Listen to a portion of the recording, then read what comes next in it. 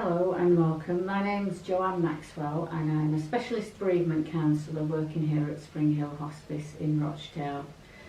You're joining me today for the third of 4 short talks on loss, grief and bereavement, looking at different models of grief.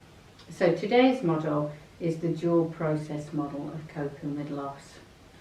Before I bring it up onto the screen, I'm going to just tell you a little bit about the background to the model and why we've chosen to have a look at this one. The previous 2 models, the grief wheel and the whirlpool of grief, both look at the process of grief. They look at the journey, if you like, how you work your way through grief and the things that you might expect to feel, and stages of grief. And then eventually coming out the other side with your new normal. This model is different really in that it's going to look more at the purpose of grief and what we actually achieve when we're grieving. I think sometimes it doesn't feel like we're achieving anything, we're sort of caught in the mire, but there is work going on when you're grieving. So the dual process model is sort of based on the original work of a man called William Worden, who worked in the 80s and 90s, and he identified that there were 4 tasks of mourning. That's what he called them. The first was to accept the reality of the loss. If you've seen the videos about the other models, certainly the grief wheel, we've said about the unreality of grief when it first happens and how it feels like your bereavement can't possibly be real. So Worden's identified that that's the first task that we have to perform when we're grieving, is to actually accept that it is real. The second task that he identified is to work through the pain of grief, to feel all those awful, hurtful emotions that we feel when we've lost somebody close to us. And sadly, we can't go round the grief, we can't go over it, we can't go under it. We just have to work our way through it. And it is painful. If you've lost somebody important to you, grief is a very painful process. The third task which I identified, and it does get a bit wordy here, I'm sorry, I'm warning you, is to adjust to an environment from which the deceased is missing. So I think what he's saying there really is work out how life's going to be without that person that you loved. They're not there anymore. How are you going to cope? How's it going to be? What are you going to do? And then the final task, the 4th task, is really wordy. And I would say in Worden's defence here, he's changed this several times. He's clearly not happy with the wording himself. But the most recent version of the 4th task is to find an enduring connection with the deceased whilst embarking on a new life, which sounds complicated, but I think what he's getting at really is just about where you're going to keep that person, where you're going to store your feelings about them. At the beginning of grief, I think it's like your grief is sort of right here in front of your face all the time and you can't control it, and it jumps out at you and it overwhelms and it's with you all the time. It's not going to feel like that forever. You will find somewhere to sort of store your emotions more tidily and in a more controlled manner. As with all the models that we talk about, it's important, I think, to say that William Worden wasn't saying that grief is a nice straight line, a nice tidy process. He recognised that you jump through the tasks, you move from one to another, and back again and forwards again, as with the grief wheel. So that's the background to the dual process model, and now I'm going to bring the model up onto the screen for us to have a look at together. The authors are called Strove and Schutt, and they did their work in 1995. They produced this model. The first thing to say, I think, when you're looking at it is don't panic. It isn't nearly as complicated as it looks.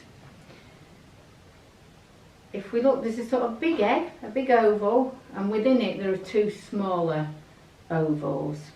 And what the authors have done really is taken Worden's 4 tasks of mourning and reduce them down to the 2 jobs that we do when we're grieving. On one side we've got what they're calling the loss orientated, and on the other side they've got the restoration orientated. So the 2 jobs are about feeling the pain of your loss and then doing the activities which will help you to get on with your life and work out how it's going to be. What this model is really helpful in showing us is that we bounce between the 2. It's not seen so much as a smooth process. They call it oscillating. They say we oscillate between the 2 sides of the model, but it's much easier just to say we're bouncing really. And sometimes we spend time on grief tasks, and other times we're doing normal activities, getting on with life. So that's the idea, that we bounce between the 2 eggs in the model. So that's the overview, and now we'll have a look at what they've put on each side of the model. On the loss-oriented side, we've got grief work and intrusion of grief, and that's all about, as we've said, feeling the pain and working on that uncontrolled grief, acknowledging it and sitting with it sometimes, and just being sad about our loss.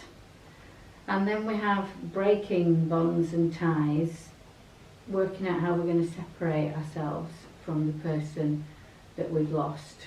So the final sentence on this side of the model actually says denial or avoidance of restoration changes. And that is just about sometimes we don't want to acknowledge that life's going to go on without the person that we've lost. And we feel really bad if we feel happy sometimes. If we're with friends and we have a chat and a bit of a laugh, and then there's guilt because you think, well, I shouldn't be feeling like that, you know, I'm bereaved, and it's wrong to do the things that are going to help me and to allow me to carry on with the rest of my life. So the other side of the model, we've got restoration oriented. And they've written there, attending to life's changes. In the beginning of a bereavement, there are loads of life changes, aren't there?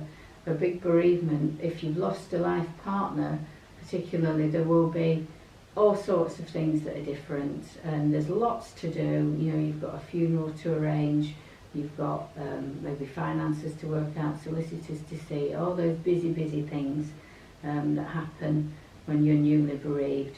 And will continue to happen for a long time. There are a lot of adjustments to be made. Doing new things, that's partly the same thing really. You're probably going to have to learn some new skills when you're bereaved. It might be that your partner was the one who looked after the finances or did the cooking or did the childcare, or all the lots and lots of things that we have to do in our everyday lives. We might have to learn how to do that with that person no longer there.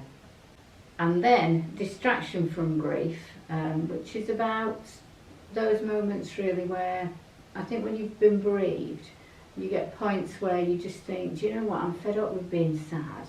I don't want to be sad just now. What I want is to be with people and have a laugh maybe and switch off what's going on inside my head. Now, being with people is one way of doing that. You might escape into a rubbish film or a rubbish book, or you might do something like meditation or yoga, but things which will distract you from your grief. And then denial or avoidance of grief really fits into the same category. I think that's the same behaviour, just avoiding your grief for a while, or just pretending that it doesn't feel so bad. And then finally on this side they've got new roles, identity and relationships, and I think this can be a real biggie, working out who you are when you've lost somebody who was very important to you.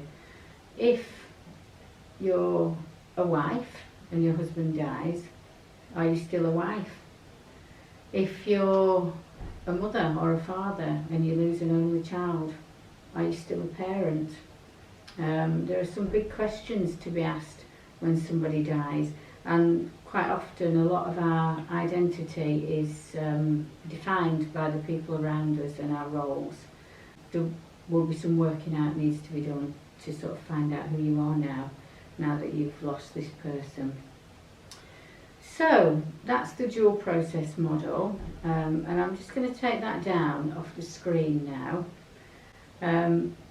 As I said at the beginning, the big thing about this model is that it's about the bouncing between the different tasks, and recognising that you don't spend all your time on one side of the model. We bounce between grief and getting on with life. I think it would be helpful for you to have a look at the model and think about where you fit, where you're spending most of your time. Are you stuck on one side? Are you bouncing between the two? Having said that you bounce all the time between the two, I think there's generally a movement over time from the loss-oriented side to the restoration-oriented side, but always going back to the loss side. You know, if you have an anniversary, or if you have a special event where that person would have played a big role, such as maybe a wedding or a christening or something, then you will be back on the loss side. So really for the rest of your life you're going to be bouncing between the two sides. But take a moment to have a look at it and think about where you are. Thank you.